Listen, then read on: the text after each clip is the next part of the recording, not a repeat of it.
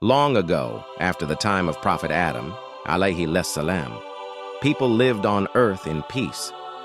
They followed the teachings of Allah and worshipped Him alone. But slowly, as generations passed, they began to forget.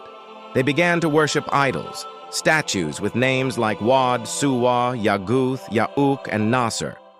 These were names of good people who had died, and Shaitan, Satan, whispered to their descendants, telling them to make statues to remember them.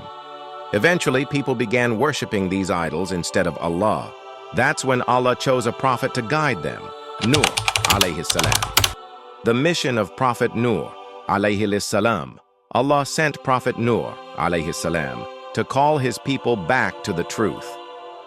He said, "O my people, worship Allah. You have no deity other than Him.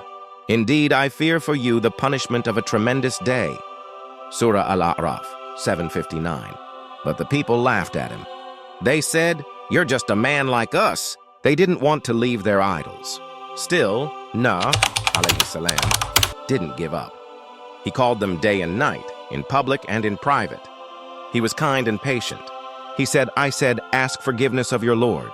Indeed, He is ever a perpetual forgiver. He will send rain from the sky upon you in continuing showers and increase you in wealth and children."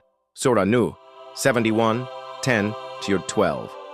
But only a few poor and humble people believed in him. The leaders mocked, "We won't follow you. You're only followed by the lowly." Prophet Nuh replied, "I cannot drive away those who believe. Their reward is with Allah." Surah Hud, 11:29. The warning and the ark. Eventually, after centuries of rejection, Allah told Nuh alayhi salam, "None of your people will believe except those who have already believed.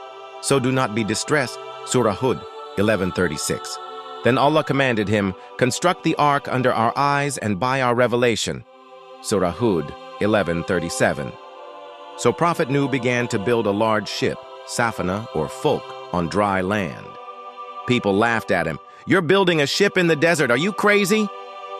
But he kept building, with trust in Allah. The Great Flood. When the ark was completed, Allah gave him a sign. When water would gush from the oven, tanur, the flood would begin. Nuh alayhi salam gathered the believers, pairs of animals, supplies. As the sign appeared, he said, "Embark therein. In the name of Allah is its course and its anchoring. Indeed, my Lord is forgiving and merciful." Surah Hud, 11:41. Then it happened. The skies poured rain and the earth gushed water. It was no ordinary flood, and it was a worldwide punishment. The waves were like mountains. Everything was drowned, all who rejected the truth. The son of Prophet Nuh.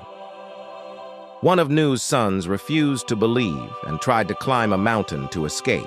Nuh called out, "O my son, come aboard with us and do not be with the disbelievers." Surah Hud, 11:42. But his son replied, "I will take refuge on a mountain to protect me from the water." And Nuh said, "There is no protector today from the decree of Allah, except for whom He gives mercy." Then a wave separated them, and his son was drowned.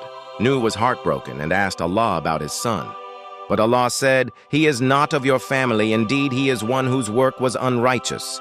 Surah Hud, 11:46.